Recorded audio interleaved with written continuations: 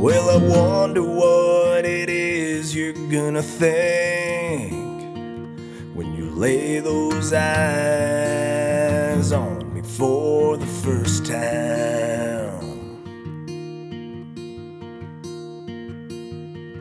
And I wonder what it is I'm gonna feel like when you grab on and hold tightly and there's nowhere left to go.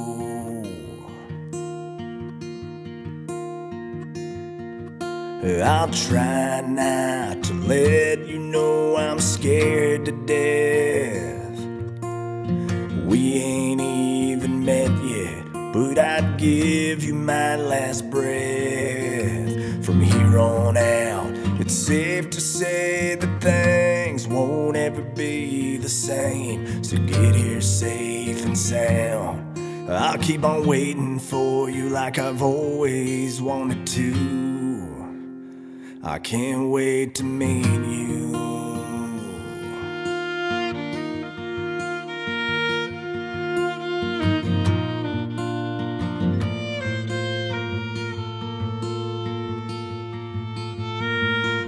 I already think about all the places we might go.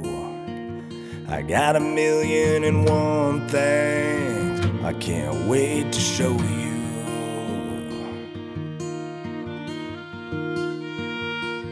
And I'm already driving myself crazy, playing everything out in my mind. I know I'm just trying to run too fast. We ain't even walking yet, but I'll still try not to let you know I'm scared to death. We ain't even met yet, but I'd give you my last breath. From here on out, it's safe to say that things won't ever be the same. So get here safe and sound, and I'll keep on waiting for you like I've always wanted to. I can't wait to meet you.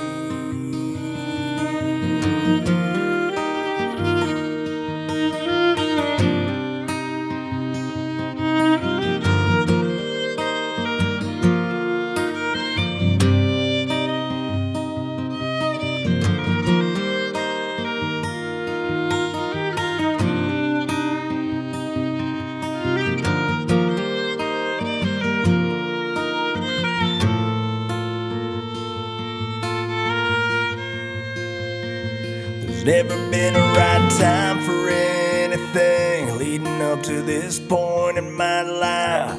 Yeah, it's always been sink or swim. Looks like I'm diving in again.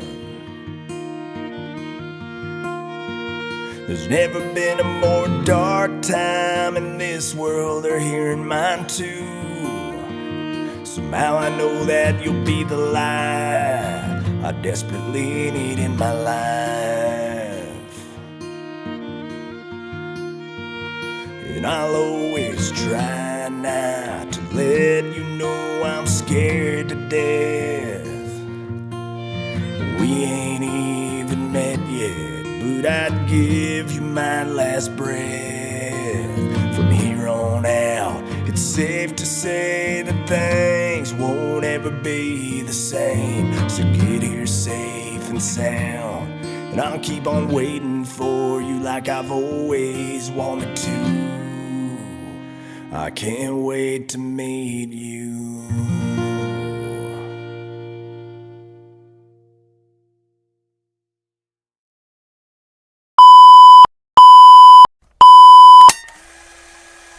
This is Joshy P from Moonrunners Music Festival in Chicago. Just wanted to let you guys know that we will be doing another online music festival February 12th through 14th at the Moonrunners Music Festival YouTube channel. We got a great lineup over 3 days, including Mikey Classic and Jake Orvis of the Goddamn Gallows. We got Jesse Wagner, lead singer of the Agrolites, doing a set. We got Wormfoot, which features Uriah from the Goddamn Gallows, and we got Fish Cuts and the Sneaking Orchestra. We got Run Rabbit Run, Johnny Terror. We got a whole bunch of bands. Last False Hope, local news legend. The list goes on and on. So come join us February 12th through 14th at the YouTube channel for Moonrunners Music Festival. See you guys there.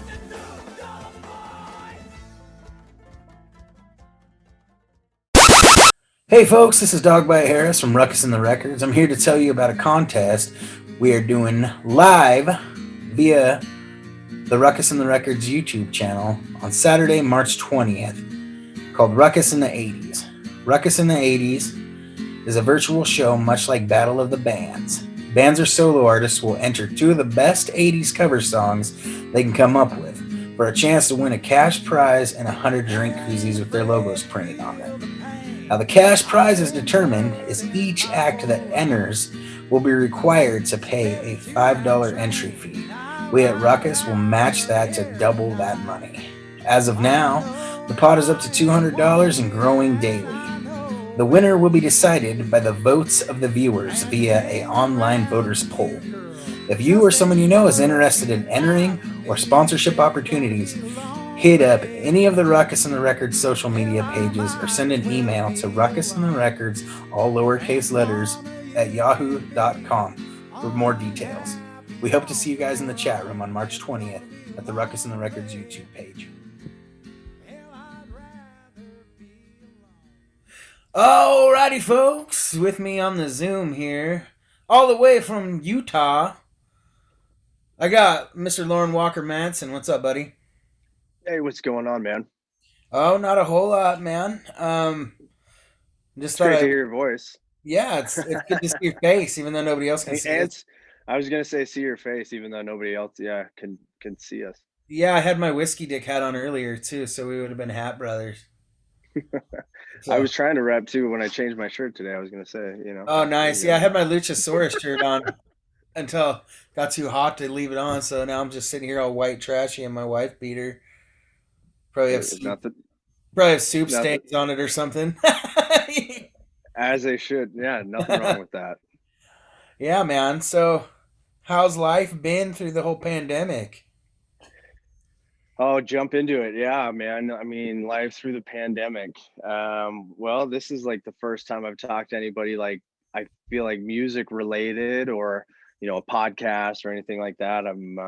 It's been pretty mellow as far as like that side of things. We were kind of talking about that a minute ago, but just on the personal side and family side of stuff, it's been all right. It's been a wild ride, like I'm sure it has been for you and everybody else. I know everybody's got their own um daily battles and just living through this thing the last year. So but it's good. My family's grateful. My wife, myself, nobody's been sick. We haven't nobody's got it in our house, my little boy. So we're healthy over here. We're just, I think, trying to just stay sane has been the biggest thing. I've been at the house, obviously not traveling and touring this last year. So um my wife, grateful she's got work. She's got a great job and career. So I've been kind of hunkered down at the house with the little boy and grateful for some extra time at home with him. But yeah, we're hoping for some light here at the end of the tunnel, like everybody. So yeah, man, looking forward to trying to get back on the road and seeing you and some road family and friends, man. Starting to really miss it. So Yeah, me too, man. And I mean, I don't play all that much, but fuck, just yeah, not being able to has been a, I don't know, taken a lot out of me, I guess. absolutely, man. Yeah, no, I think that's it right there, like you said. I mean, just not being able to, Yeah, it's not that it's not that you just like are like, yeah, I'm not feeling it, or I'm burnt out, because I think a lot of us get to that point. And I wasn't playing, or touring as hard that last little bit right up until the pandemic. Like I said, I've got a yeah, little boy. He's almost 2, and so I've been kind of like easing back a little bit. But then when it's just taken away, like that, and you don't even have an option, it's pretty tough. So yeah, hurting for it. Yeah, starting to miss it a lot, but we'll get back to it. I know we will. yeah. I Me feel good too, about man. that. It's going to happen. I definitely feel that it will. A lot of damage done, obviously, out there, but we'll get back to Yeah, it. yeah, man. It's been a fucking Yeah. been What about you, man? That's what I was gonna say. I mean, not to cut you off, but I mean, how has it been for you and your family? That's what I We've was all gonna been say. good, man. I think we talked about this at length a little bit ago. Like Yeah, we for did. We once, I messaged feel back and like forth a little. I hadn't got the complete short end of the fucking stick, you know, because my Hmm. wife's essential, I'm essential. Shit, man, I've been working more through this shit than I was before this shit. So, um, at my company, you know, a lot of people got pissed by how they handled some of the shit. So my company like has tried to, you know, kind of make up for that by giving everybody some pretty decent raises and shit. So, um, yeah, That's great, man. Well, that's good. That's good for you. You know, I'm glad you got yeah. work through it. So Aside from just, you know, fuck, I want to do something, you know, like yeah, yeah, I mean, I'm just so sick of, I don't know. Gets to the point where I kind of feel like I get kind of fucking tired of being told what to do. You know, I mean, yeah.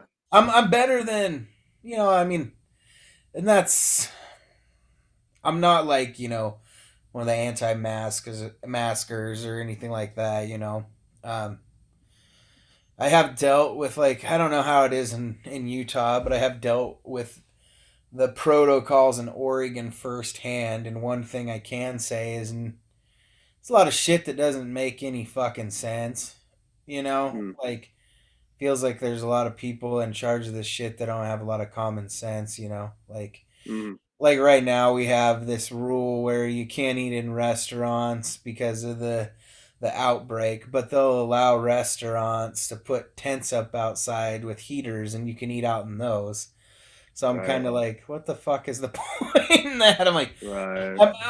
I'm kind of like, just do it right or don't. You know, if we need to be worried about it, let's fucking do it and Yeah. buckle down and get through it instead of playing this half in, half out fucking game because it's not doing anything really. You know, I feel like if we would have just taken the shit more serious out the gate, we probably would be in a lot better shape, you know? So it's frustrating a bit, but like I said, I don't know how it is up in Utah, man. Um, it's a totally different ball game there. Yeah, it's Do been they even make interesting. you wear masks there? Yeah, man. Yeah, I mean, well, there's definitely there's some mandatory rules and in certain places and businesses. But it's kind of like what you said. I mean, it's been kind of up and down, like in and out, kind of Yeah. through the whole thing. So yeah, it's tough. I think that makes it hard anywhere. You know, not to get like super deep on the whole thing, but yeah, I think Mhm. I do agree with that personally. I think it's hard from an economical standpoint to just like shut everything down and keep opening and shutting down or whatnot. Um, but I agree, it's tough. It's tough right now, and yeah, I mean, there's some interesting things going on in Utah. But like I said, I mean, honestly, myself, I've been, man, I'm super grateful. I'm probably the furthest fucking thing from essential, like when it comes to it. So like, as far as the vaccine goes, I'll probably be one of the last people on the planet to get it. But it's just because of the way that I have lived and built my life up to that point, doing a lot of things really just music driven, and that. So but Yeah. again, grateful to not have to be out just in it as much as like yourself, or friends and family that I have. Been able to do a little bit of remote work. I think I told you that, doing some social media and some management, stuff like that. But man, just trying to hang on at the house, man. I get a little stir crazy, as everybody I'm sure is these days. Everybody's spending a little more time at home, Absolutely. I feel but yeah, like this man. could have been a good time for people to get creative, but I just can't, dude. I'm having Yeah, yeah, I feel like a lot of people are kind of in that same boat. Like some people are yeah. like feeling really creative and they got a lot to write about, but I think a lot of people kind of feel like me, like I'm just like feel like I should be writing, feel like I should be doing creative shit, but I'm just like don't my head's not in it, you know? Yeah, man. No, I do know. I think it's a hard mental game right now for everybody. And like I said, I think obviously we all have our own day to day, like I said, battle. But no, I'm with you. I think for me, it's been a roller coaster with the writing and and feeling motivated and inspired to do music or do creative projects. How are you doing with Yeah, that? Are you staying pretty good with being creative, or are you just like you no, feeling kind of like me, kind of like at a roadblock? I think it's for me. It's been up and down. The whole last year has been up and down because going into the pandemic last January, literally a year from right now, every January the last probably 5 years, I usually do a run of shows out to Southern California. There's a convention down there, a big music convention called NAMM, which you might have heard of before. Yeah, name's Um, cool. they release a bunch of new gear and all kinds of stuff. And so guitar company Teton Guitars that I work with out of Idaho, they have a booth, and so I usually go down there. And so usually just do like a handful of shows around it, like go out and play every night, as we do. And so I had a trio. Ray Matthews was playing upright, and then Taylor Flandre was playing fiddle, and he's from Utah. So we were, we just did that.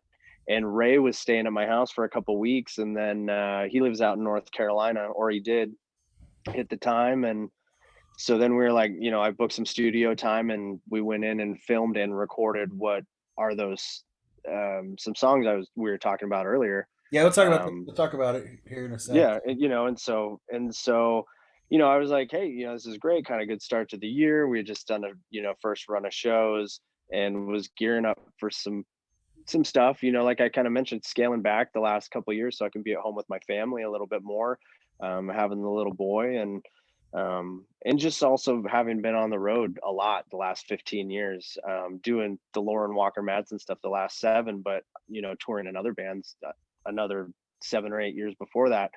It was just kind of time to scale back a bit. So I had like booked out kind of 2020, and had like three or four, maybe 5 festivals kind of confirmed, like I'm going to go out and do, going to tour to these, obviously Uh, to and from.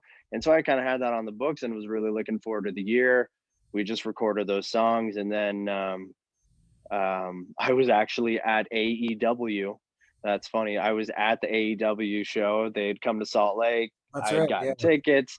My wife, my sister, and I, we went out, let's go check this out, whatever. It was like, good time. And that was the night that everything kind of really shut down, was March 11th around here. Mhm. And so kind of, yeah, that first couple months of the year was just, man, booking things out, planning things, gigging around Utah. And then bam, things just shut down. And like we kind of said, everything just kind of got taken away. So um yeah, man, it's just been wild. Yeah, I don't know, I don't even know where to go with it, but it's just been kind of wild. I mean, we were kind of just gearing up for a good year. And um yeah, so I think a lot of people were. I know that we were kind of making. I was making some moves to start doing some bigger shows again. Well, you were set to come up and play in Seattle with us, right. and yeah, man, fucking yeah, nothing happened. It was just I made it down to Johnny's around October when things eased up a bit, uh, Right, I saw that. but that was about it, man. Um, Well, and like I was gonna, kind of just go back to your question. I wasn't trying to get too off base there. As far as like the motivation of the last year, though, I mean, it's, I think when things shut down, I was gonna say, like, I was feeling in a good groove. mhm. I was working on what, will most likely be like the next record of songs or whatever. But I was working on new stuff, and was really looking forward to the year and feeling good. I was writing. I don't write a crazy amount. Like, I'm not like a crank a song out even, once a week kind of guy. I mean, I Yeah, really, me either. it takes a while for me. And but I'm always, jotting ideas down, or writing. I try to keep a journal when I can, stuff like that. Just little ideas throughout the week, or the days or whatnot. And so I was feeling good. But I think, like you and so many other people that I know, I think, we just have had that time where you're holding on through this pandemic, and then you just kind of hit that low point where you're just like, man, I'm over this. when am I going to be able to go play a gig or make money or, see my family or my friends? So, that stuff definitely started taking a toll on me too. Um, and like I said, we all have different shit, hitting us differently and taking a toll on us a different way. But yeah, so it's been up and down. But the up times are great. My family and I moved back in the end of summer. So, that was kind of an adjustment too. I really like to have like at least a place in my house, that I can, kind of go away to, at Mhm. the end of the day or whenever I have my own time to like work on a song or music. And so I didn't really have that for a couple months too. As we were kind of transitioning. So that made it a little tough, but yeah, it's been up and down, man. I don't even know how else to put it. It's just been up and down like the whole year. I mean, music, creativity, but I get outside a lot. I fish a lot, that I think, and Mhm. so that keeps me really, that's been the best thing for me. And then just, like I said, just that extra time with the family's been, priceless. So it's good. Yeah, So that's good and bad. Trying to think of what I was gonna try to add to that. Um, I should I feel like forgot? you got to like run with the times where I was going to say when like you are feeling inspired right now, like when you are feeling motivated and like Yeah, really, soak it up. Cause it's like, I mean, man, shit, I've had some hard days lately too, like everybody, where it's just, whatever it is, that's getting you down. It's tough.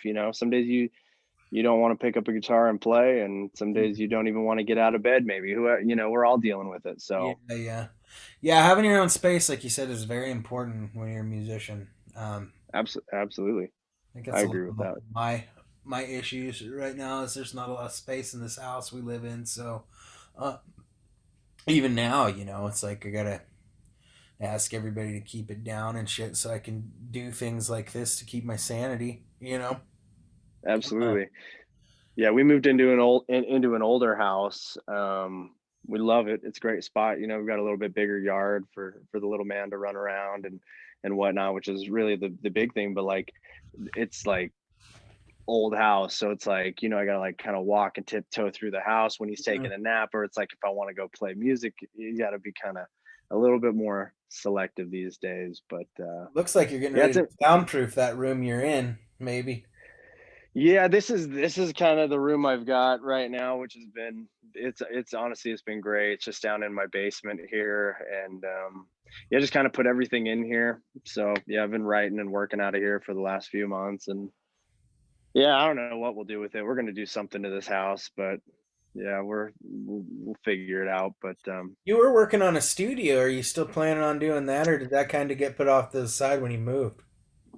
so yeah, so I actually had in our old house that we lived in. My wife and I moved in there about 6 years ago, and we had an unfinished basement. And I actually, with a guy that I had met, a drummer, a local drummer here in Salt Lake, he had kind of come in, and another buddy of mine, and we finished off the basement and turned it into a home studio space. And then also kind of like knowing that we may sell the house, we may not, I don't know. But we finished it off, and I was working out of there for a while. And so actually right was doing a couple projects, like just getting it finished. And right as I was talking to a couple local bands, there was a local songwriter, had about two or three people, local bluegrass group, that we were talking about dates. Hey, can we come in and do some stuff and record? And I was looking to do stuff there at my house, but also I have a good friend of mine in Salt Lake. His name's Wes Johnson. He's got a great studio called Archive Recordings. And so like between the two, like I was kind of helping up there with a few sessions and trying to get stuff going in my house. And then the pandemic, I mean, I had to tell everybody like, hey, like I can't have you at my house. I mean, it's like, I don't, it's kind of tough. I got my family upstairs. I'm trying to work downstairs with, bands and musicians. And so I had to kind of shut that down and kind of put things on hold. And then we decided to move. And so I had just finished off the basement, and so that was kind of out of left field for us to move. We weren't really planning on it, but just kind of happened. Found something that we really wanted to get into more, way longer term and whatnot. So yeah, I'd like to do something here at this house.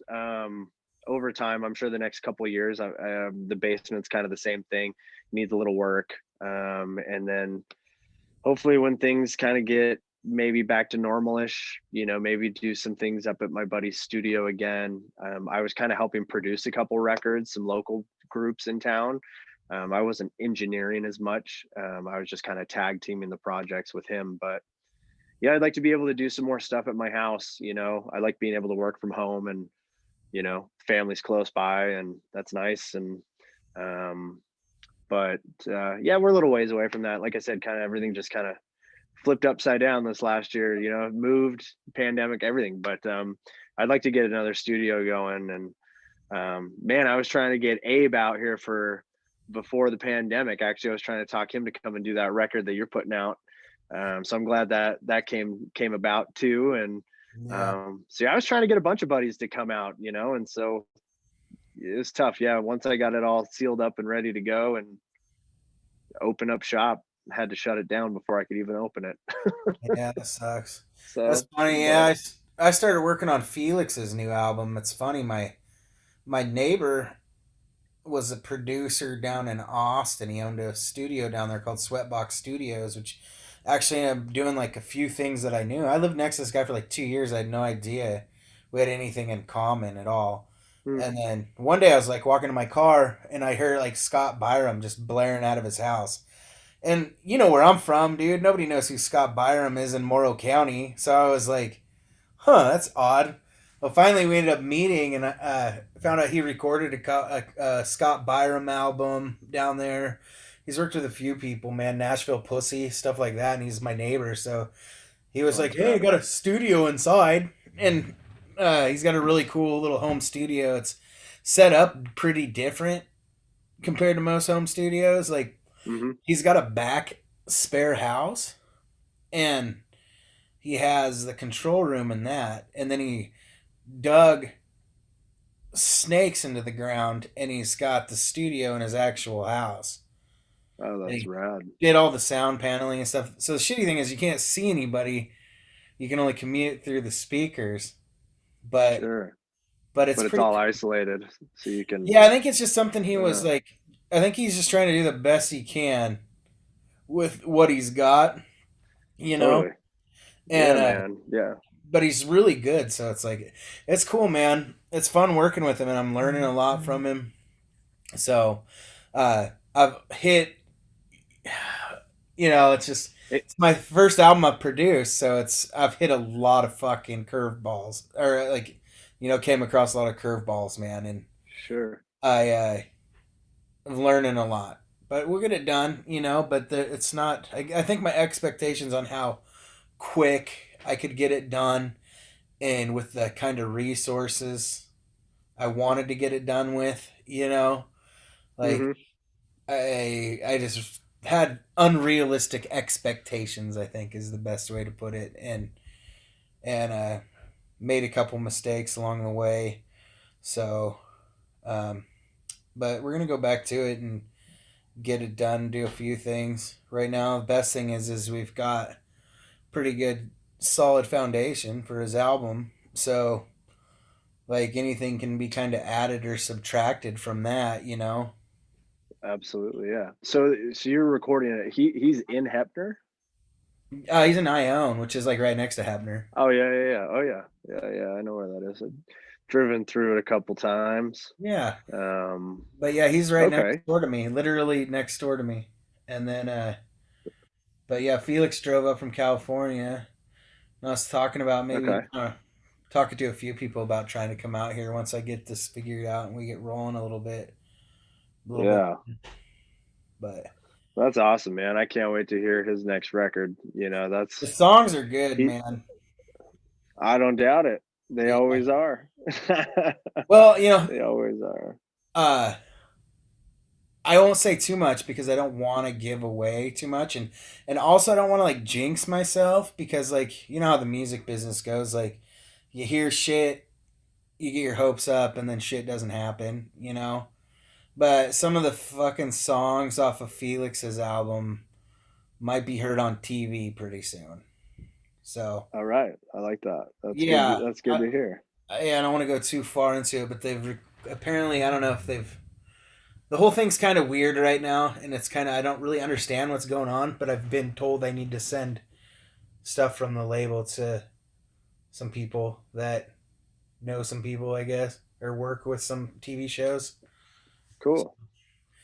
Yeah, Well, what happens after that, I don't fucking know. You know, and hey, maybe even the shit with Felix might not happen. So I'm trying not to get too excited because I tend to do that and say too much and fucking then everybody's like, "What's going on with this thing?" And I'm like, "Well, well, we'll leave it at that. We'll leave it at that. But I think that's cool, you know, yeah, and I think, hopefully that all works out.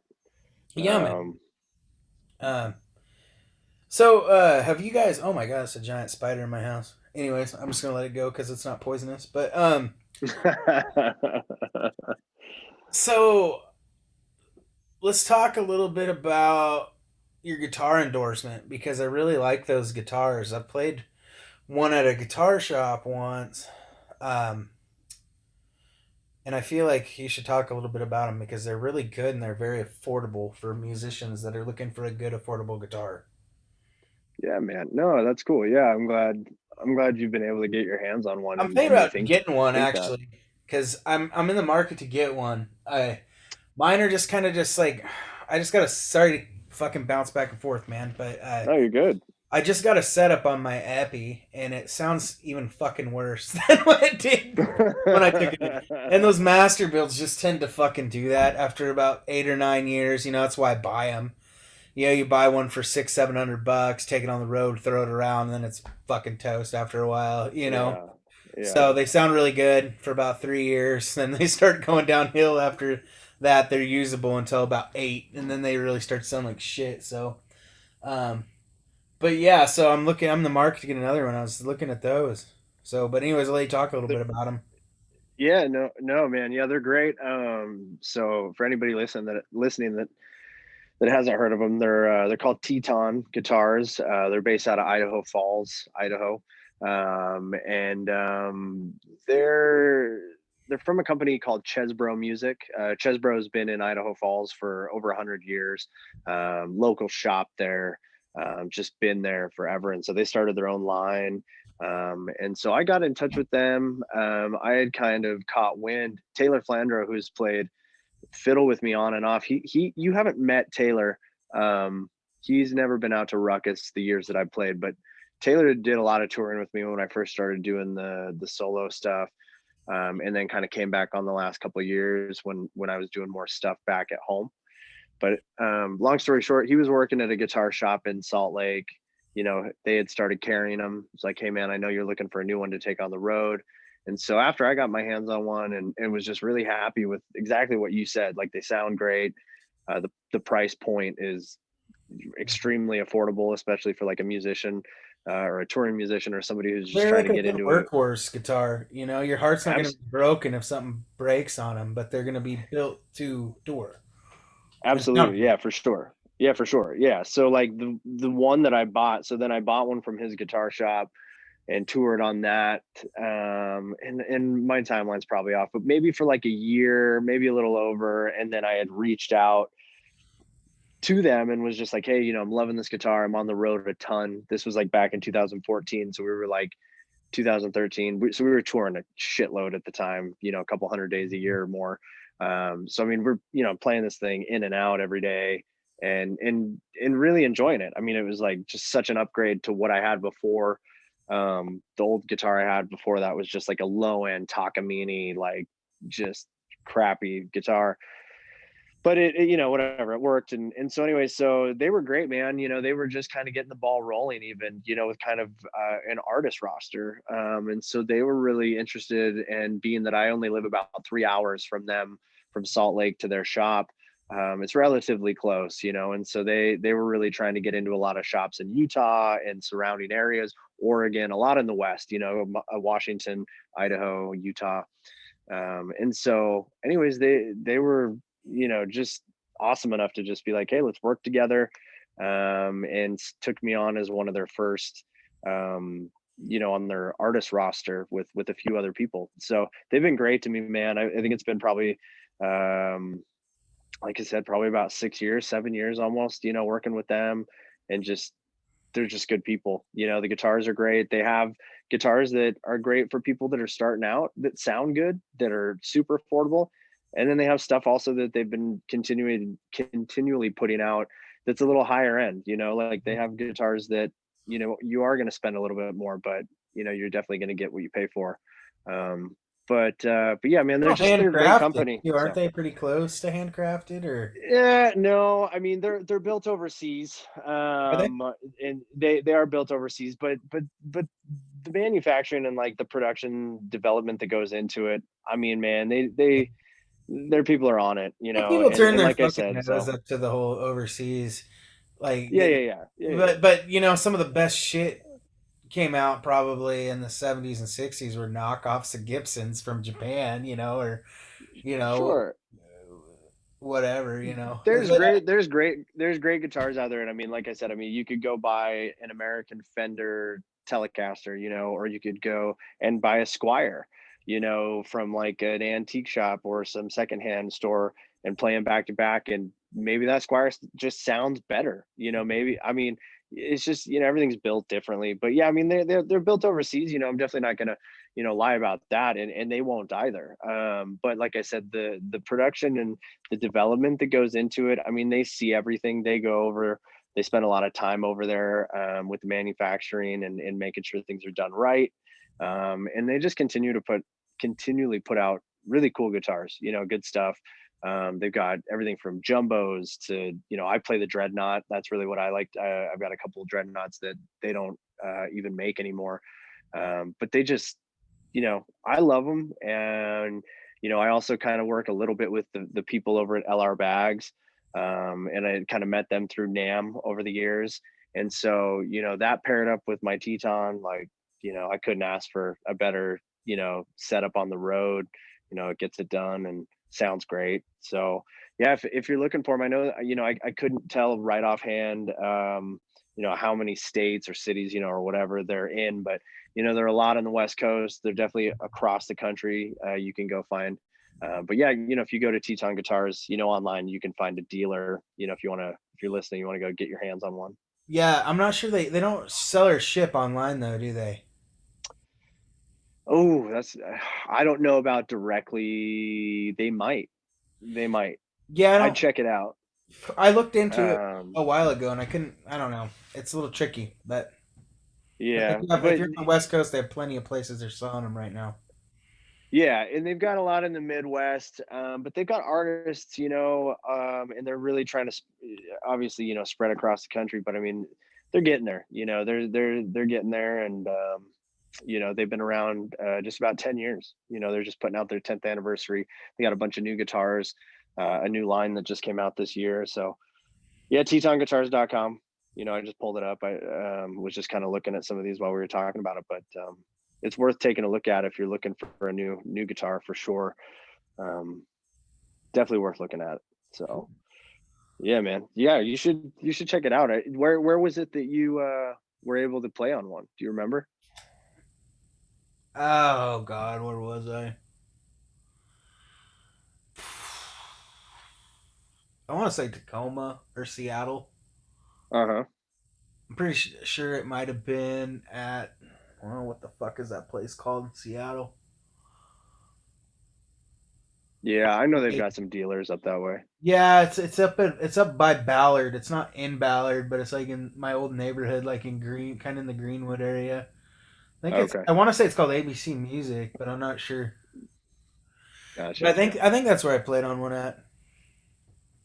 Well, it's good stuff. Like I said, it's definitely worth checking out. God, man, you're talking about Seattle and Tacoma. I can't believe we were supposed to go up and play in Tacoma, and it's just like just not happening. Yeah, man. It's crazy. But I was looking forward to that one. You and me both, buddy. You and me both. That was supposed to be my comeback.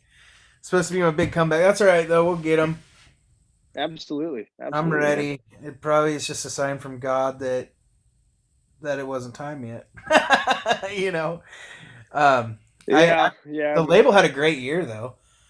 We kind of took advantage of the live stream shit before everybody beat the living shit out of it, and then we picked up some good artists. We put out Cole's album. We put out AB's album just now. Those will be here this week, so you'll get yours in the mail.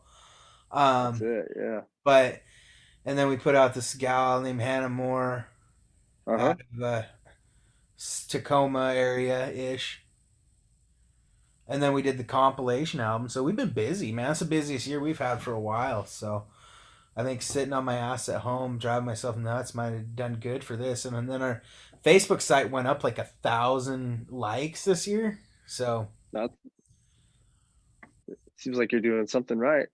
yeah, I mean, and that's good. More music to put out there. I mean, there's nothing wrong with that. yeah. Speaking of putting music Cole's, out there, let's bounce back to your the EP you yeah, just put out before we get too far off into left field. sure. Yeah, man.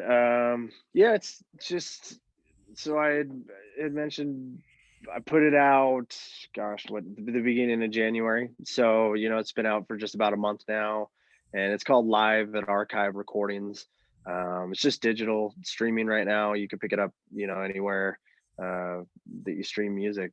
But it's 4 songs, and the whole idea was not at all to release that as just those 4 songs as like a release. Mm-hmm. um had the idea to go in and record these and video record them as well. And so we did that, like I said, the end of last January. And so you can find the videos for them all on YouTube, on my YouTube channel as well, for the 4 songs. So we did them live session, and then had the audios for them, and was like, man, like I don't know when I'm going to get back in a studio to like actually record a record, because I've got a handful of other songs that I know I want to put together with these, and put together the next record. And so it's just it just had been month after month of the pandemic, and so yeah, just was like, let's put these out, we'll do a little release live, EP, and whatnot. So yeah, it's 4 songs. It's 3 totally brand new unreleased songs, and then the fourth one is a full band version of a song called Colorado Man, which is off my first record that I put out in 2012. But it's a full band version of that, which I've wanted to do for a long time. So yeah, man, I'm really happy with it. I did it at Archive Recordings in North Salt Lake City. My buddy Wes Johnson, he's the engineer, the owner up there. Him and I grew up just going to shows, being, little punk rockers and running around Salt Lake. And he just went on to, get into recording and engineering. And, we worked together finally for the first time when I did another release in 2017 called Slave of the Road. He did that with me. And then this was cool to do the live thing, because he's just great at getting bands to sound good in the room together, and his new studio is it's gorgeous. It's big. Everything sounds great. The rooms sound great.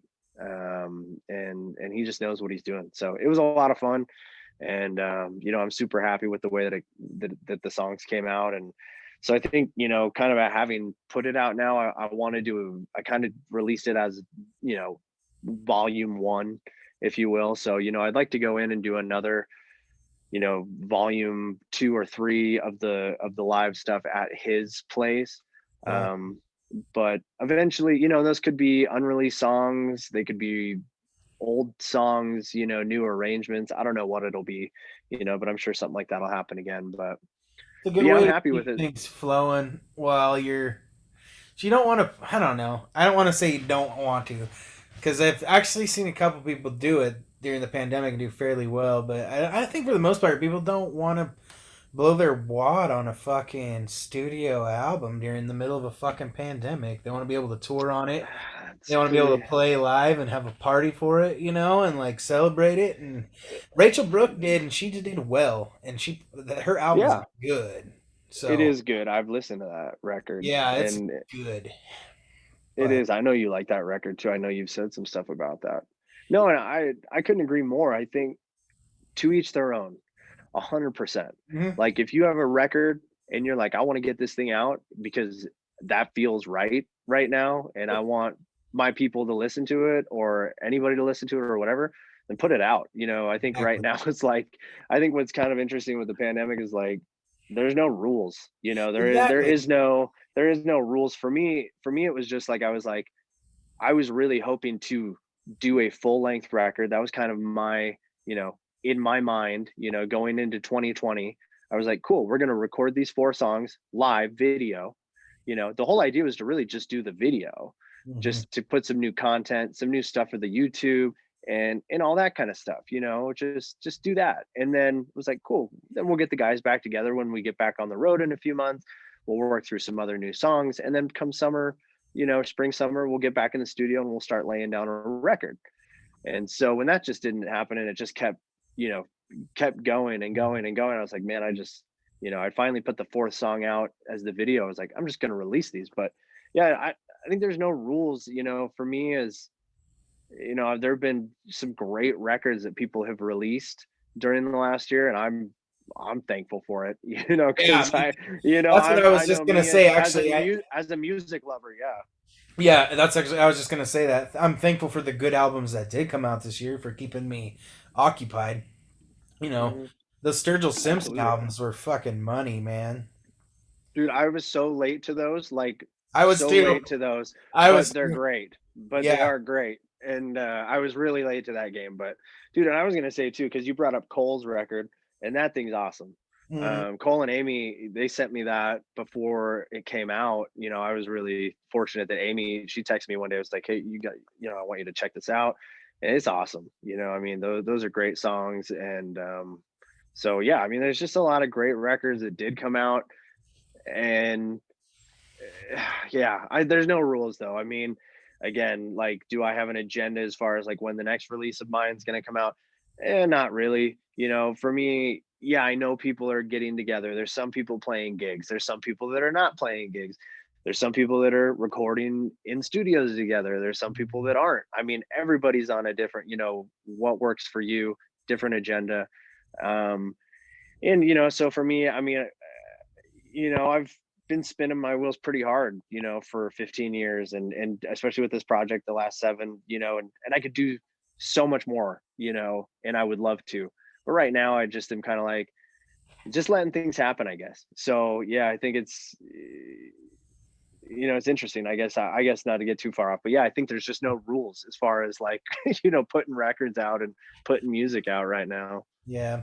Well, the one thing about this show, there's no possible way to get too far off here, so don't worry about that.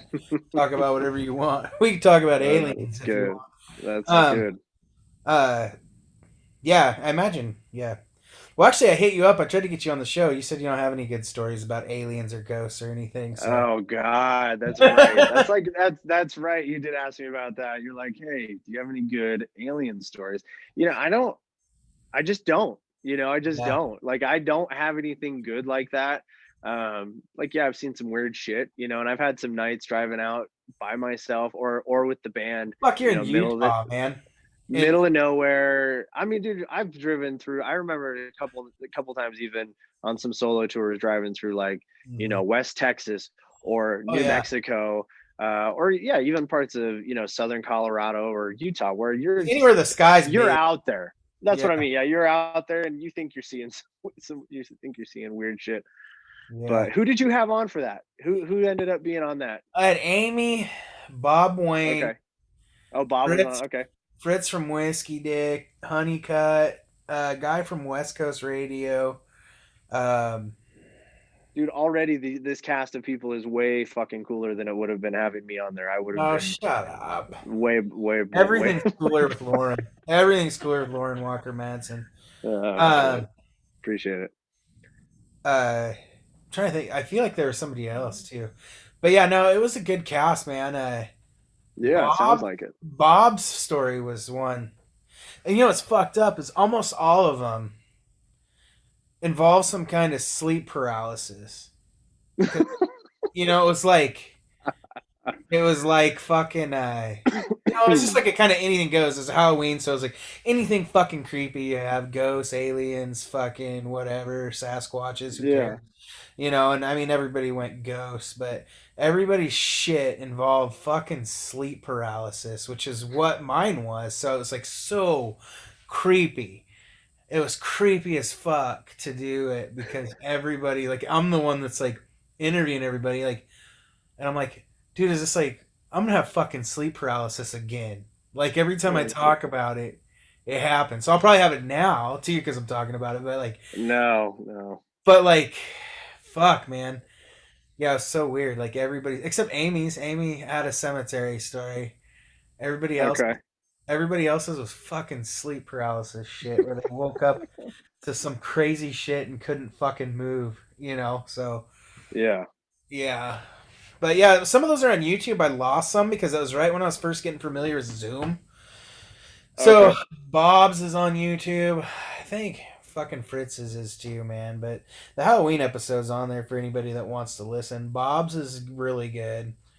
Honeycutt's is pretty good, but I lost Honeycutt's first interview, so we had to go back and do it again. And it was like hard to wrangle Honeycutt the first time to do it. So it was like even harder the second time, and he wasn't as like passionate about it the second time. Um, Yeah. Yeah. That's tough. but yeah. But yeah, it was cool, Yeah. That's man. fun. But yeah, I figured you being from Utah, you'd have some kind of crazy fucking story out there because like he says big skies, weird shit. Everybody's got some weird Utah story. Skinwalker. Yeah. And how far are you from? Isn't Skin? No, actually, Skinwalker Ranch isn't in Utah, is it? No, I don't think it is in Utah. I want to say that's Arizona, I maybe. do too. Now that you say something, But but I yeah, feel I like mean, something just like that there, like some kind of yeah. legend. There's some stuff. Yeah, there's some stuff like that. Like there's definitely like some West Desert from Salt Lake City as you go west towards Nevada. Mhm. There's like there's some stuff about that you could go into, but I'm probably not the person to go too deep into it. Yeah, yeah. But yeah, there's all kinds of crazy stuff when you're out driving out there. I mean, Dude, Utah's such a fucking great state, man. Everybody shits on isn't it it? because of the Mormons. Isn't it though? It I is. It's fucking such a great I place. love Utah, man, and I remember like kind of dreading going through it when I first went through it. And I As was most like, people do. but when I got in there, I was like, this is pretty fucking rad, especially the landscape of it.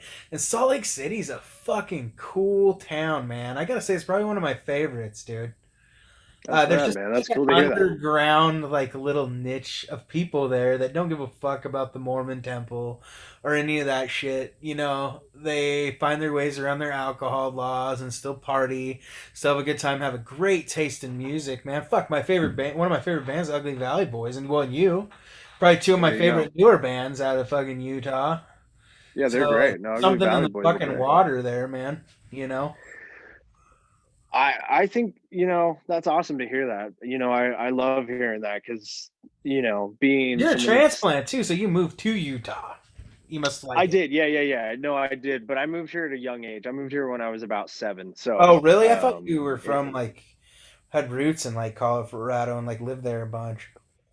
no, no, no, no, no. So I was born in Colorado, lived there, gosh, only a handful of years, when I was young, and Mhm. then we moved to Pennsylvania, Oh all the shit. way on the other side. So yeah, we moved east to Pennsylvania, just for a short couple years. Maybe it was like maybe a year and a half, 2 years, if Mhm. I'm not mistaken. I was young, and then like I said, ended up in Salt Lake City when I was 7. So and I'm 35 now. So I've been here long time, and I love it, man. I mean, I love nothing more than when somebody, and a buddy of mine, a friend of mine like you, is just tells me how much they enjoy it, because it's a great place, and people that get turned off by the Mormons and the temples and the church or whatever. I mean, the only thing I've ever said to that to anybody, I'm not Mormon. I have a lot of Mormon people in my family. I I do grew up too, in the actually. church, very much, very familiar with it, and still am around it a lot, I am too, just actually. with, Yeah, and you know, and for me, you know, there's religion everywhere. You know, there's church everywhere. People, you know, so it's to me, yeah. I mean, it has its things in Salt Lake City. It's a little bit different, obviously. You know, the Mormon Church has a big presence here, Yeah. but yeah, I mean, it's such a beautiful state. I mean, you know, Salt Lake is we've just got great mountains. Like I said, you know, I love to fish. You know, so I love just being able to have so much water, you know, fisheries, places to go, you know, that, you know, just kind of at your fingertips, especially I live in Salt Lake City. I'm only about 10 minutes from downtown. And so, you know, we just live really close to the mountains, and then, you know, southern Utah, you've got the Red Rocks, and people think, you know, you like you see on the license plate, you know, we've got the arches, and some of those national parks. I mean, some of our national parks in Zion and Moab, and they're just it's unreal. You know, it's really cool that in, you know, about 4 hours, 4.5 hours, you can, you know, go anywhere in the state.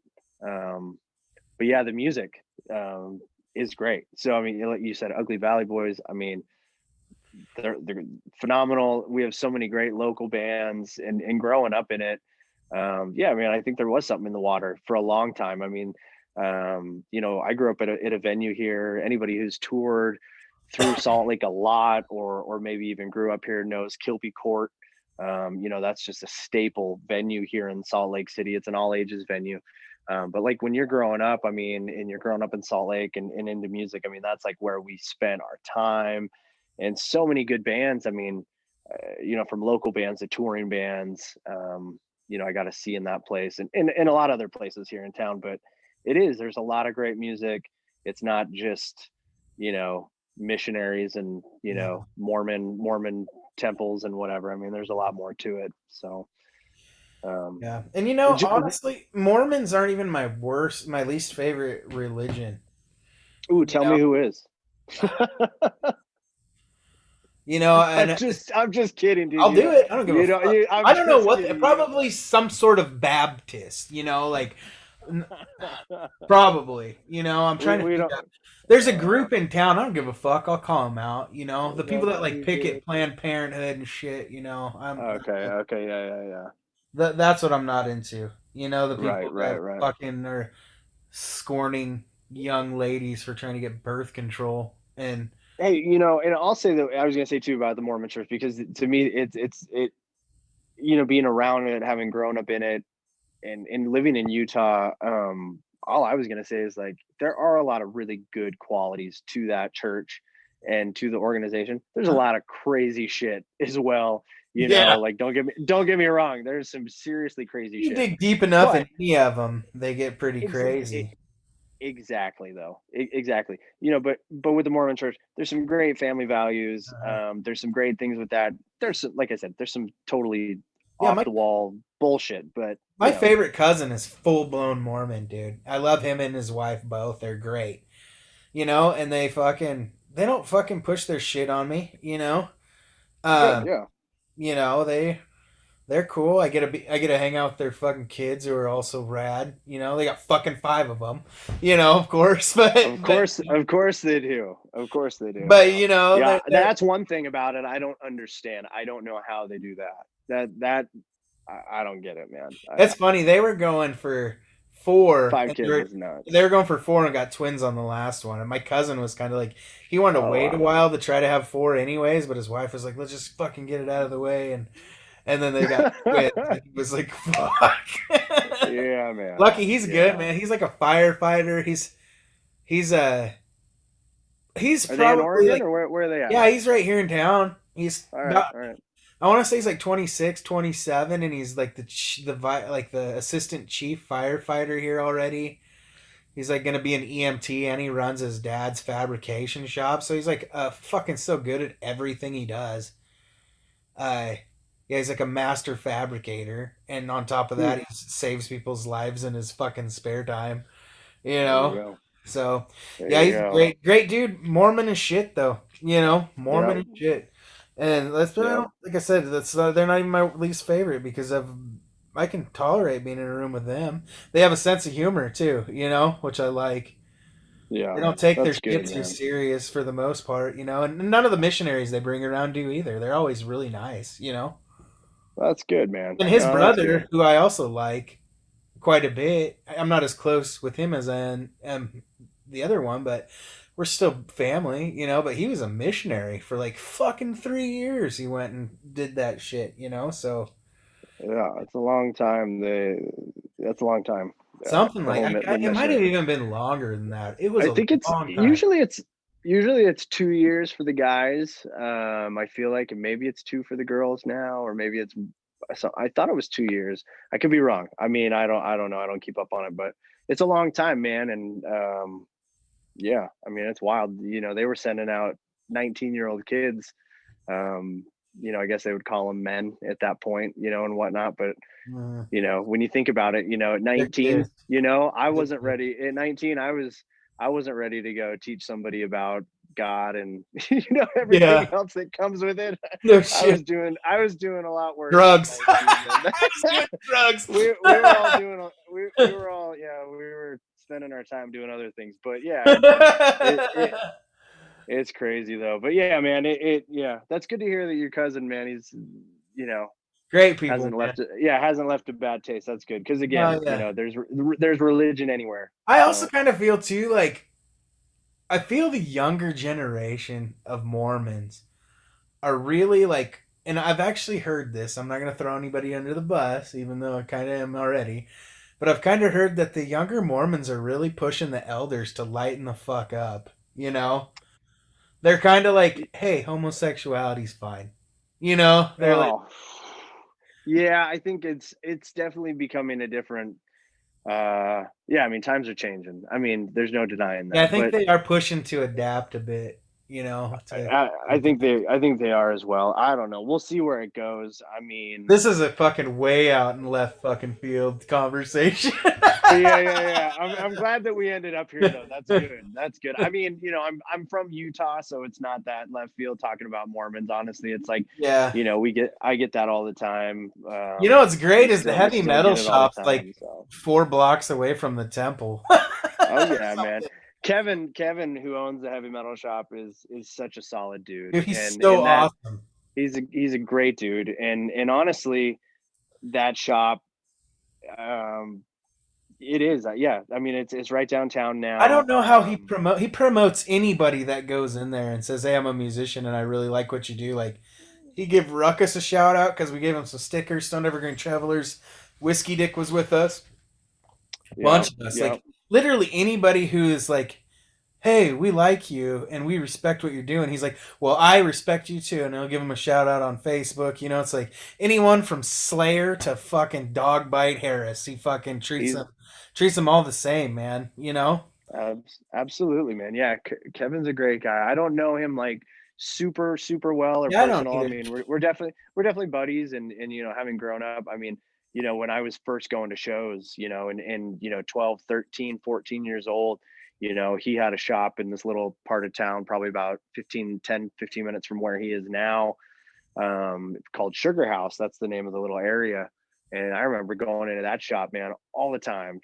All the time. I bought all my show tickets there, all my CDs, all the compilations that were coming out, and whatever. And it was always him running the shop. Mhm. And even today, Yeah, it's it just still him is. running the shop. Still is. So, and so I think one of the last shows, well, not one of the last shows, but yeah, man. I mean, Whiskey Dick was there. I mean, I saw Fritz and Rev. They play, they'll play the shop when they come through town. And there's a lot of other people like that. Matt Woods. There's a lot of other guys, that when they come to Salt Lake, sometimes they can have a hard time getting a gig, and Kevin's always willing to, put on a show at the shop. And I mean, you can fit 20 people and it's packed. I mean, that's Yeah. it, but it's a great time, and he's always Yeah, it's willing to something, support man. support people. Yeah, Something's better than nothing. That's I absolutely. the first time I ever heard John Moreland was a live Mm. video from the heavy metal shop, man, and that dude's probably one of my favorite singer songwriters today. You and me both, man. I John haven't dug his Moreland last is. couple albums, but you can't fucking knock it out of the park all the time, you know? No, and there's some great songs on those records. I Yeah, mean, it's there not is. it's not that it's I like a guess it's just home not run as maybe. solid as some of like the first three did, you know. But man, the well runs dry sometimes, you know. And then you get under pressure to keep fucking pumping out songs, like we were talking about Absolutely. earlier. You know, Absolutely. I can imagine the kind of pressure like guys like Cody Jinks are under, like or Well, people Sturgill. You don't. know? Yeah, no. I didn't mean to jump in. I was just gonna say I agree because I think a lot of people don't understand that side of it. And being that I'm such a small artist, small independent artist, I couldn't understand that kind of like, okay, now you've got thousands of people buying your records, and they're like, man, this is the bee's knees. This is awesome. The next record better be just as awesome or better, and the one Yeah, after go that top better be yourself. better. And so it's tough because I don't think a lot of people understand it from that side. They don't think about it maybe like you or I do. I just um, remembered Sturgill's another one out of it's fucking tough. Utah. Had another what? Sturgill's another guy out of Utah. No way, he's not from Utah. Yeah, I'm pretty sure he worked at the Union Pacific in fucking Utah before he got famous. Let me look it up real quick. Really? Oh, well, we do have the Union Pacific right downtown, so Um, that's definitely I think I heard possible. him say that on Joe Rogan. Maybe he lived here for a minute. But yeah, no, I mean, before I forget though, John Moreland, dude, one of my hands down. Yeah, some of those first records, so good. And honestly, since my little boy's been born, he's going to be 2 in May. So I mean, Mhm. he loves music, and like some of the first stuff that we would listen to was John Moreland. I mean, just some of those songs. I mean, off those first records that he put out, they're just, I don't even know how you describe some of those songs. They're just crafted so well. I mean, you know what Yeah, I'm talking about. They're just really good. And a writer like that comes along like not very often. There's just so many he was one-liners that you're like, "Fuck! I wish I would have came up with that." So simple, but so perfect. You absolutely, know. yeah. In a lot of the guitar playing too, and not Mhm. even just the guitar playing, but like, I mean, obviously his finger picking style is Yeah. on those first couple records. As a Is what you bigger pick up dude, on. a lot of bigger guys kind of have problems like with short, stubby fingers and like getting the finger movements around. That's why a lot of bigger guys, if they play guitar, they just strum. So with as big as he is, doing those kind of pick, I mean, he's just a fucking special musician all around. Yeah, You no, know, that's a great way like to put it. everything about him is special. Like, uh, I don't know, man. Well, he was supposed to come to Salt Lake last March, right when everything shut down. So he was supposed to come like the third week of March. And like I said, I think March 11th was the last time I was out at any public, function. And I think, within a few days of that, everything was shut down. I was going to go see John Moreland, another great country artist that I really like a lot. Jesse Daniel. If you haven't caught wind of Jesse, Jesse's great.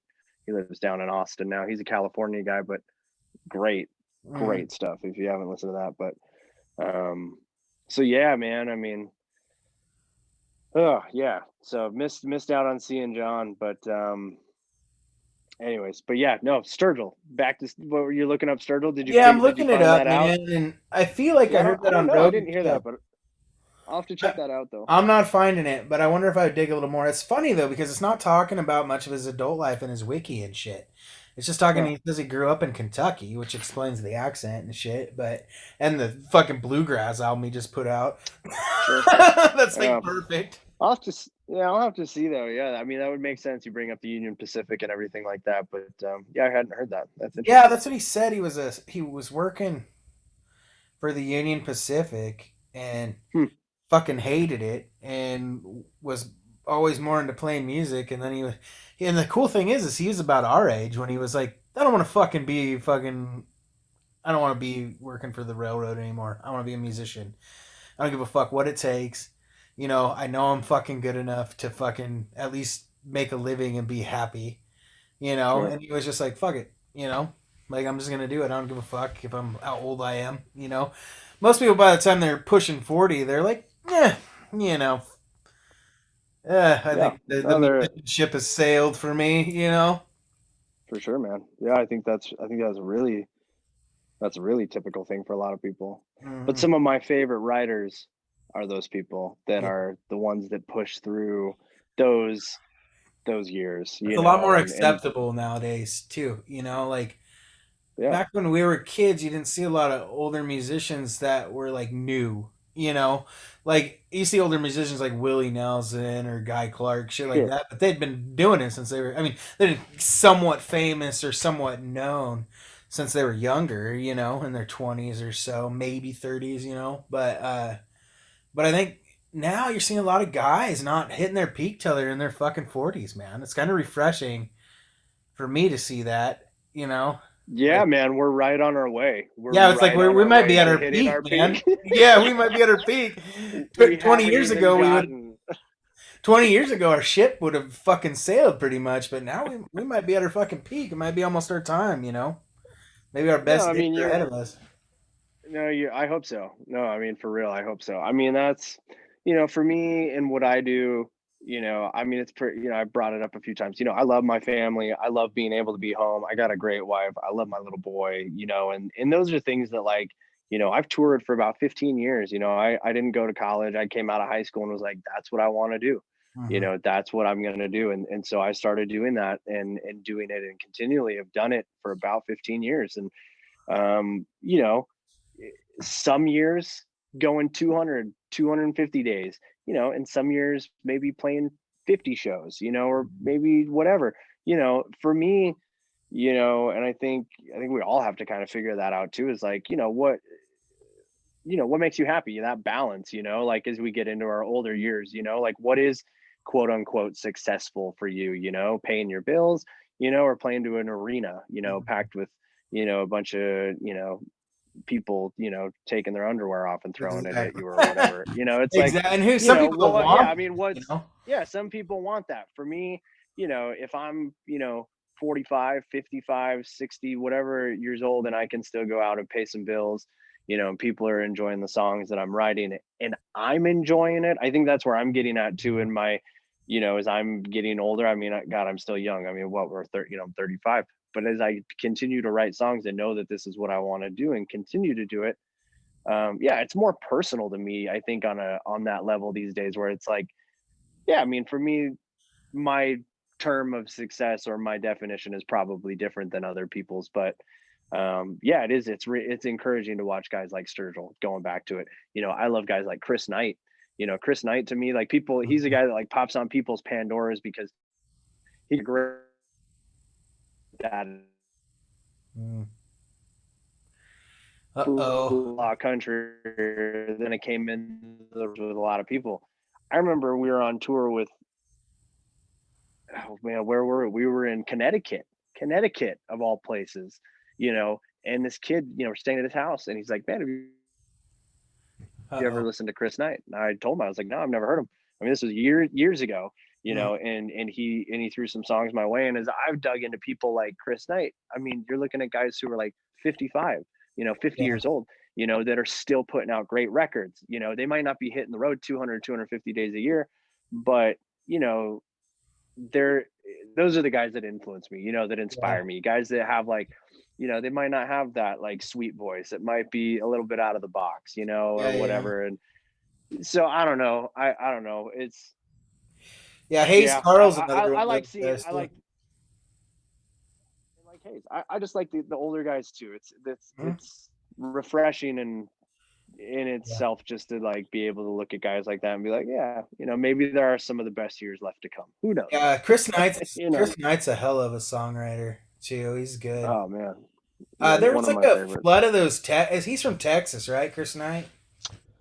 No, actually, he's a Kentucky guy. Is he? Yeah, he's from Kentucky. I'm like 90 something percent You're about that. probably Pretty right. I pretty just sure. associate him with Texas because there's so much Texas country when I Yeah. heard Chris Knight for the first time. So Well, I I think it's associate him kind with of that. that red dirt. You get Exactly. that. There's a lot of that going around, and I think he did. He gets that. He gets thrown into the red dirt Yeah. thing, That's where which I is differ from the roots scene, and a lot of people don't understand that about me. is my roots aren't just like Hank 3 and shit like that, or my influences as far as country goes. Like I learned how to play country music a lot from Ryan Bingham as well, you know, and people like Oh, that. cool. So, um, so yeah, I go on both ends of the country spectrum.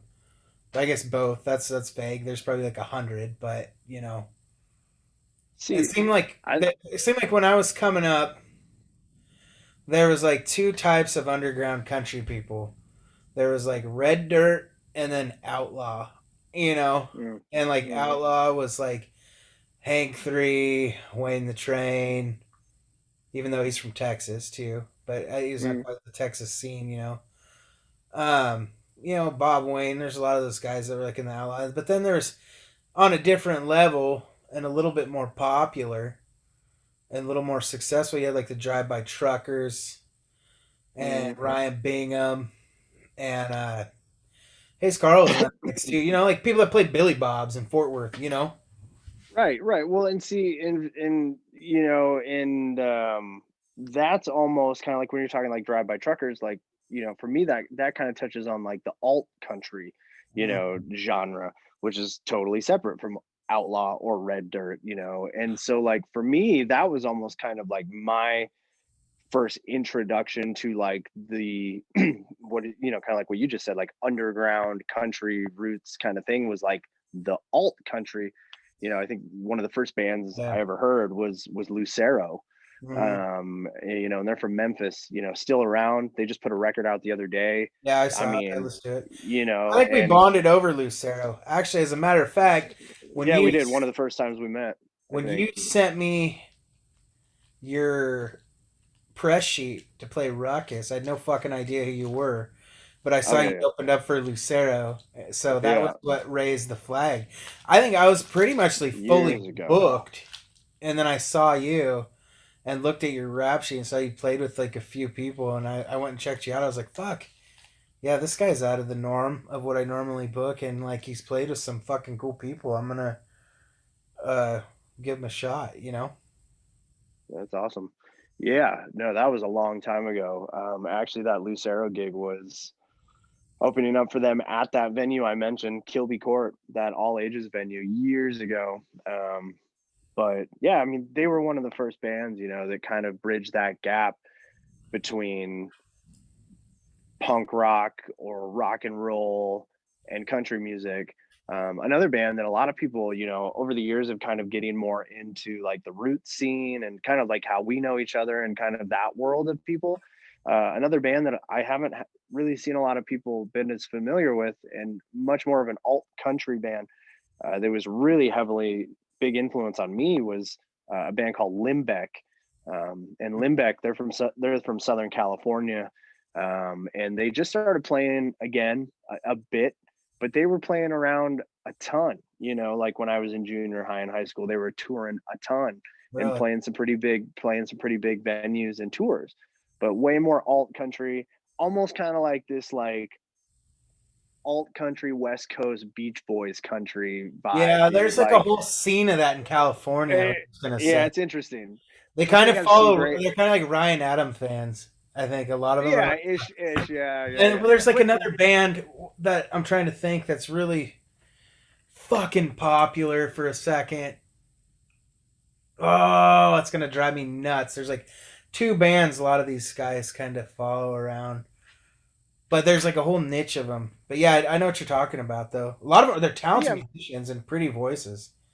yeah, and that's what I mean. Great voices, great band. Limbeck, Lucero. I mean, those were some of the bands for me that kind of bridged that gap, and then into, Hank Three. I remember hearing Hank Three in the van on tour for the first time. I was on the road in an old band of mine, the band that I was in before I started doing my solo stuff. And bass player of that band actually went on to play bass with me for the first handful of years with the solo stuff. But his name is Ron Prince. I remember sitting in the van and he was like, have you heard this? And I remember him putting on, Hank Three, and that changed, things, for me. So yeah, I mean, we all yeah, I mean, there's so many different influences. Ryan Bingham, man, I mean, you know, great stuff. I mean, it's yeah, there's so many different little, what's outlaw, what's red dirt. I mean, when Yeah. we would go tour out in, Texas, like Oklahoma. Like some people would be like, "Oh, you're red dirt," and then some people would be like, "You're not even fucking There's country." some in the fucking Like water in what do you do? Like Oklahoma you're not a too. country band, which is fine. But it's just like, yeah, everybody's different. Yeah, there's something in the water in Oklahoma too, though, man. And those two fucking states, Utah and Oklahoma, have got great songwriters in them, man. That's where old John Moreland's from. There's a few other Mm, guys from Oklahoma too that are really fucking good. yeah, Oklahoma's there's some good stuff out there. My ex girlfriend also lives there too, so she's a fucking crazy bitch. So I can understand why they've got a lot of writing material there. Yeah, well, yeah, it's a good place out there, man. I got some good friends in Oklahoma. I had some good shows out there, and yeah, there's some great writers out there, man. Mhm. Midwest is full of some great music. It is gonna drive me nuts. I cannot figure out that band that was super popular, their country band, kind of out of fucking California. Oh, the Freight Shakers. No, I think they're more No, popular than that. no. I'm trying to look it up. If Hmm. Felix was online, he'd be able to tell me because he's the one that pointed it out. He's like, all these guys worship this band, and Oh, gotcha. I don't know. They're kind of very Ryan Adams ish, kind of, but they're like really kind of hippie country almost. Hmm. I guarantee you, you'd know who they were if. Now I'm interested. Now I'm Yeah, dude, it's intrigued. gonna drive me bonkers. I'm like looking up bands out of California and just trying to like figure it out. Watch, they're probably Wait, not wait. even out of California. Huh, yeah, interesting. Huh.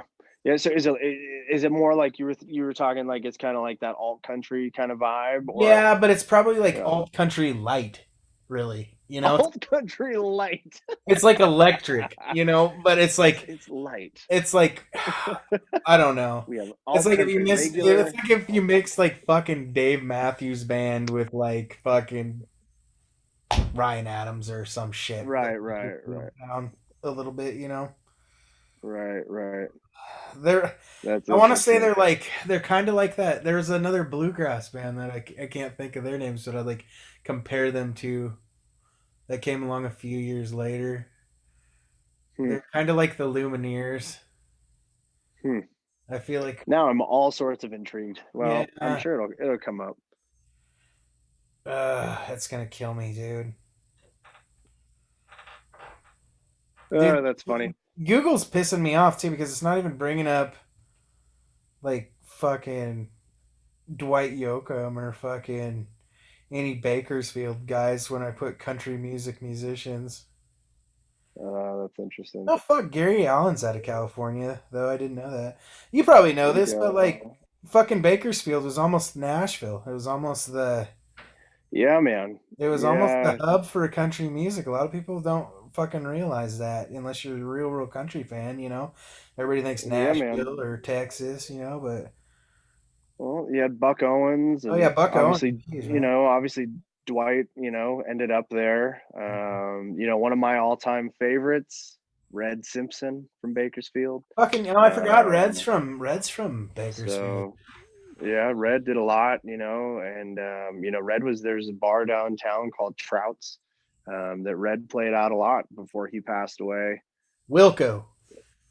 Oh, Wilco. All right, there you go. You nailed it. Yeah, yeah, Wilco's definitely that alt. You now I'm just laughing because It, I'm I thinking about just what you what now it I'm is thinking about exactly what you alt said. country though.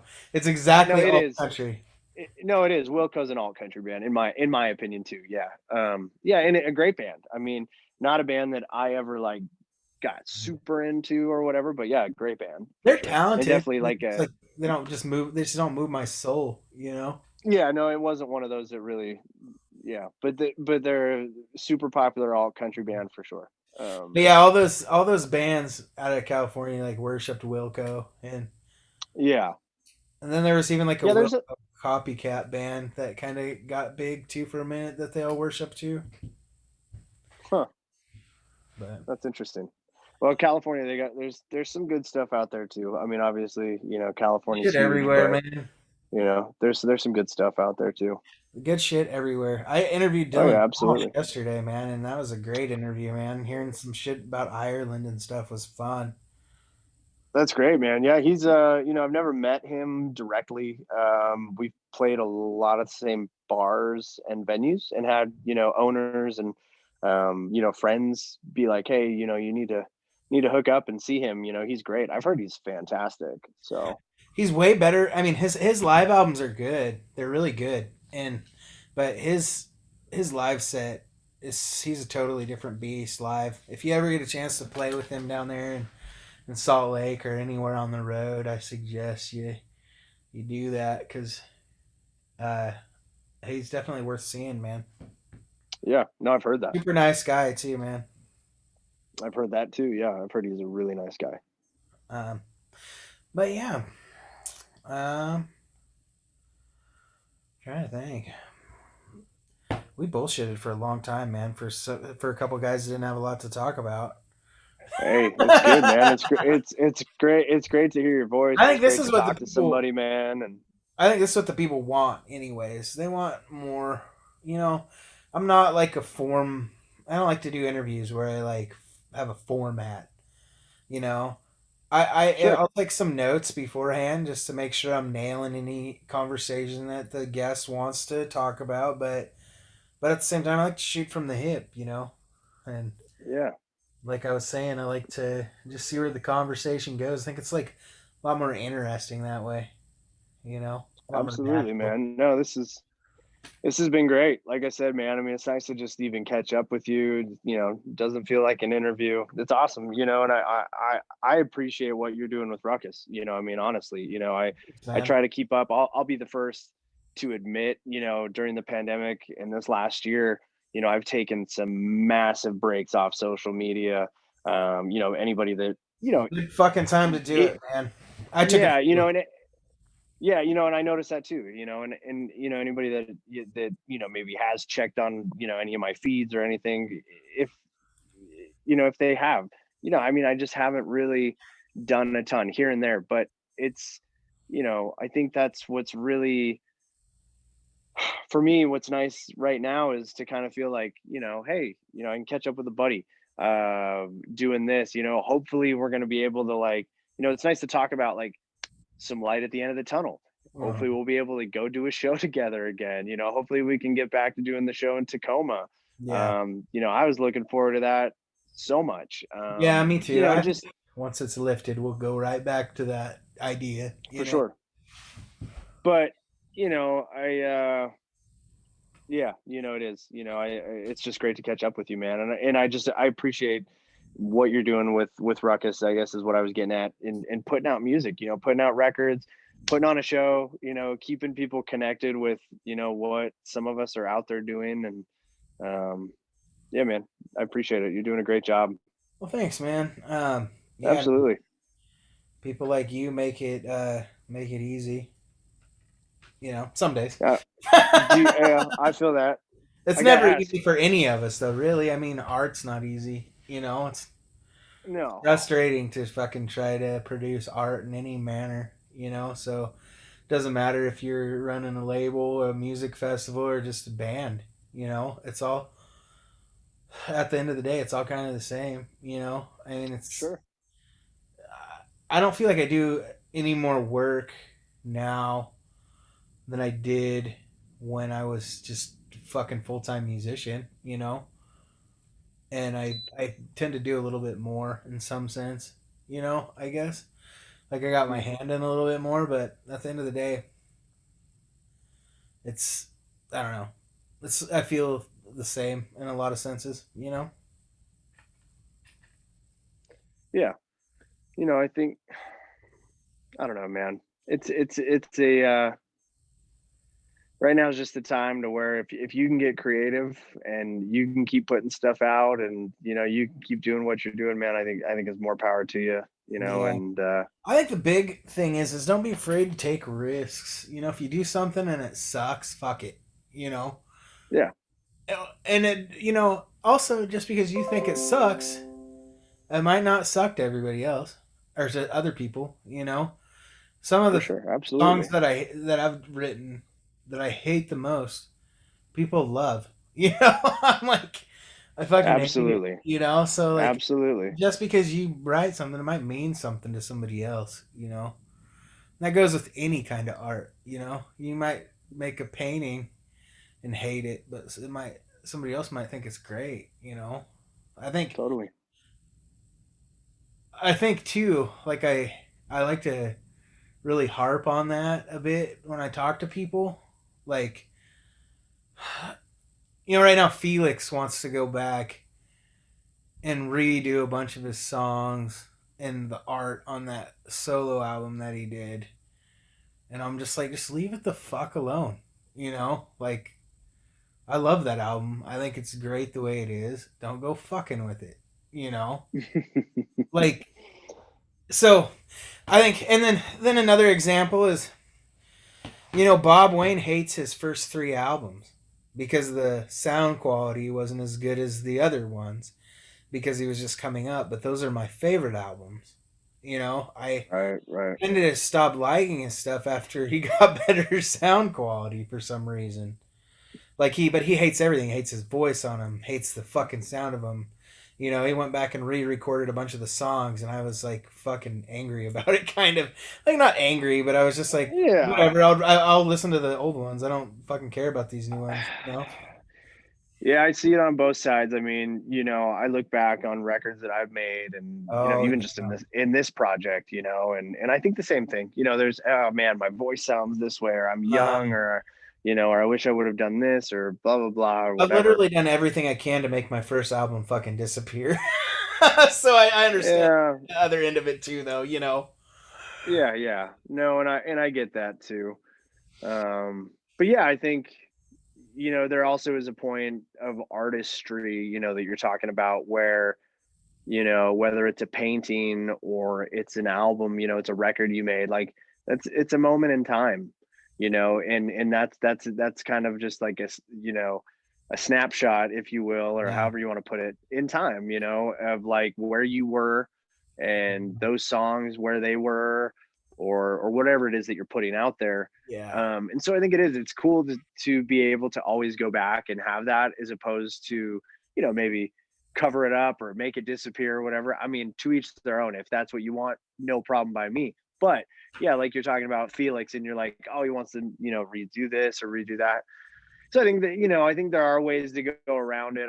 There's a lot of songs off my first couple records, where I look back on them now and I'm like, oh man, I wish that I maybe sang them this way, or I sounded this, maybe it was a little bit different, or the production quality was this or that or whatever. So, maybe one day I'll go back and, redo some songs or whatever, but I probably won't go trying to, make shit disappear, or, just completely re-record the record entirely. But Yeah, that's the yeah, big. I don't know. I think that's a hard battle with any artist.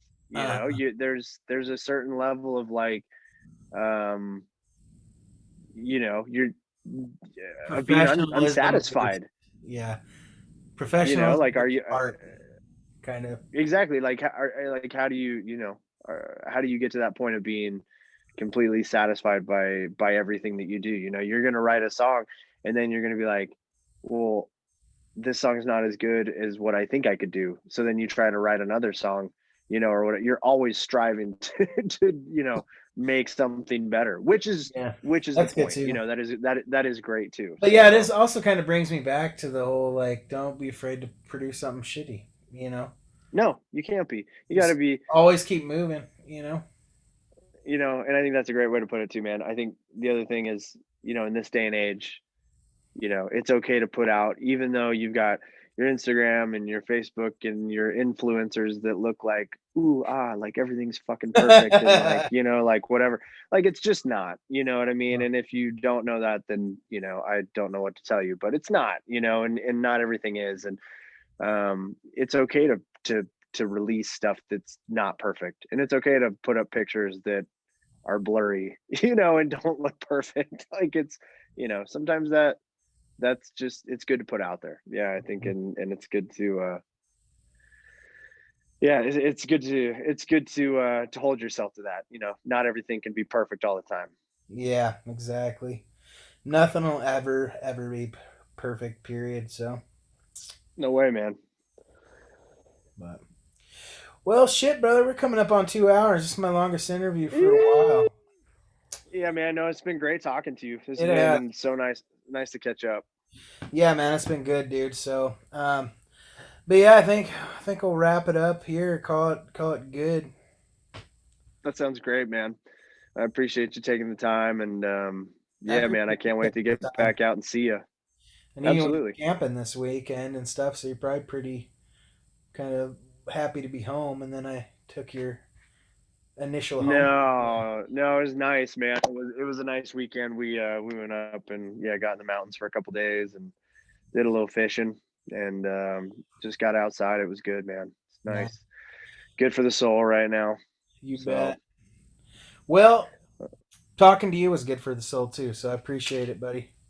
likewise, man. No, Have a good night. anytime, man. Let's do it again. Yeah. Hey, you want to push your website and shit before we get off here? Yeah, well, the easiest place to go probably still is going to be like your Facebook, your Instagram stuff. You can go to Lorin Walker Madsen music.com, but it's all just kind of getting redone at the moment.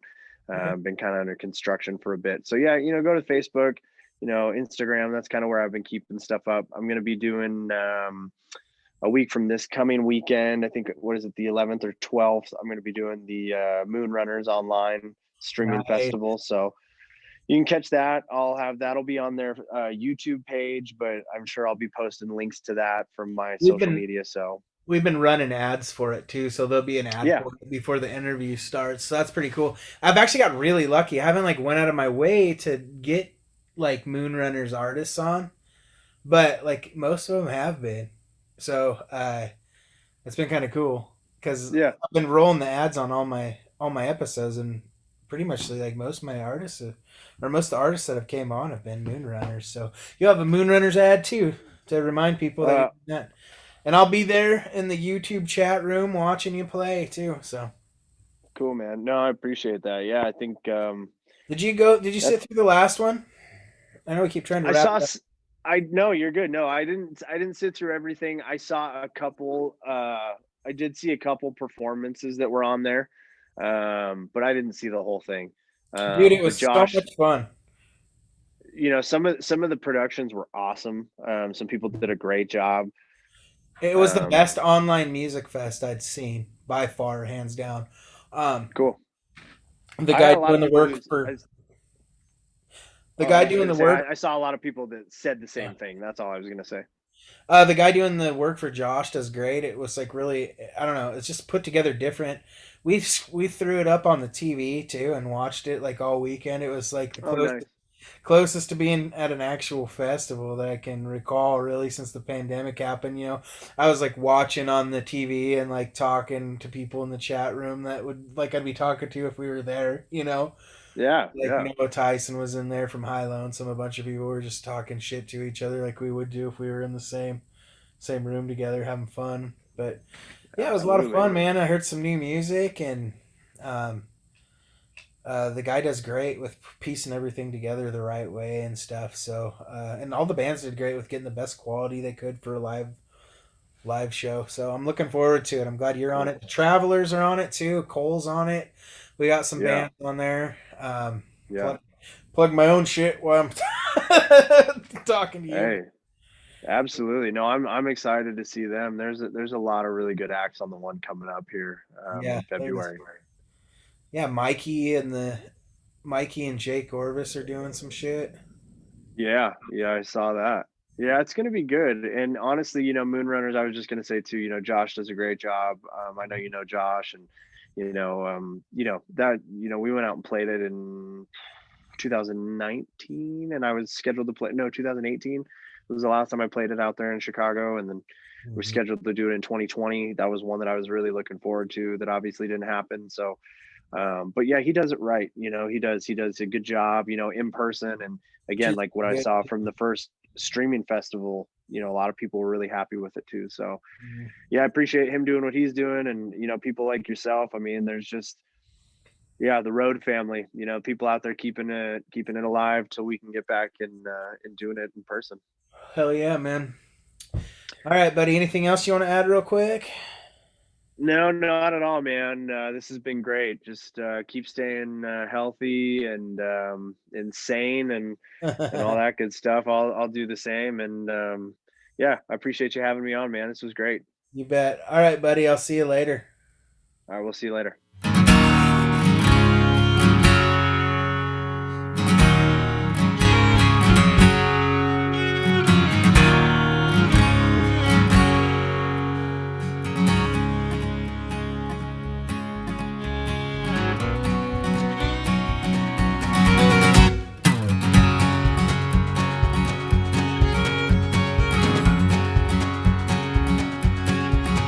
Well, it might not be the sharpest tool out in the shed,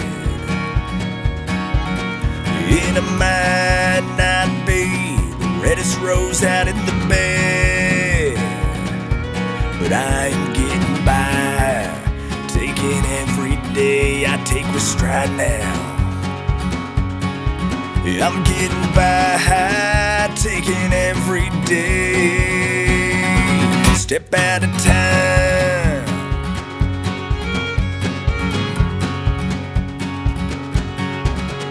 Well, it might not be the biggest wolf that's from the pack, and it might not be the fastest train out on the tracks, but I roll down the line, taking every day I take with stride now. Roll down the line, taking every day, step at a time. 'Cause I've been busted and broke down and drugged through the mud and felt like I was gonna drown from the raising tides and the raising floods, and I had suffocated from the weight of a world weighing heavy on my chest. I gotta hold on tight now. Yeah, it's a hell of a ride living step at a time.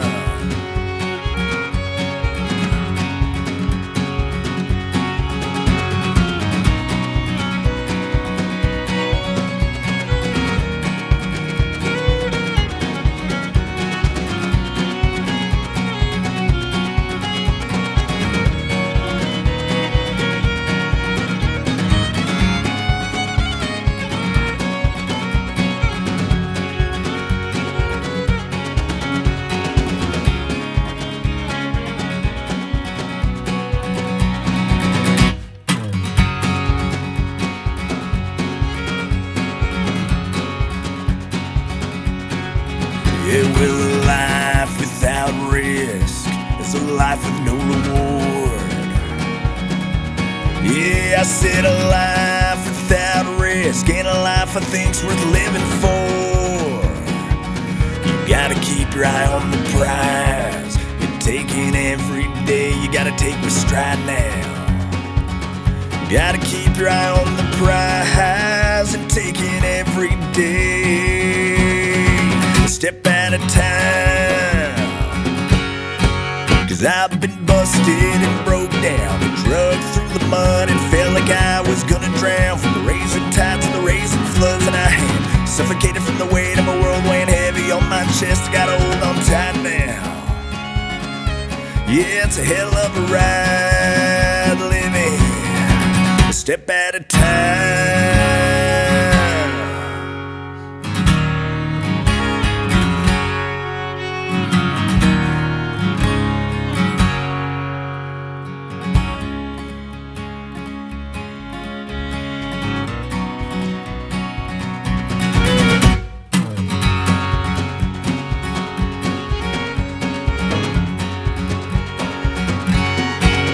I've been busted and broke down and drugged through the mud and felt like I was gonna drown from the raising tides and the raising floods, and I had suffocated from the weight of a world weighing heavy on my chest. I gotta hold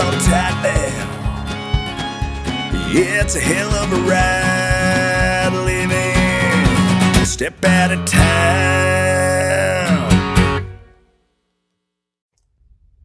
Ruckus in the Records proudly brings to you the Dogwater Radio Show, starring Dog Bite Harris. Also featuring Jody Mattern as the lovable but perverse Blackwater Derg.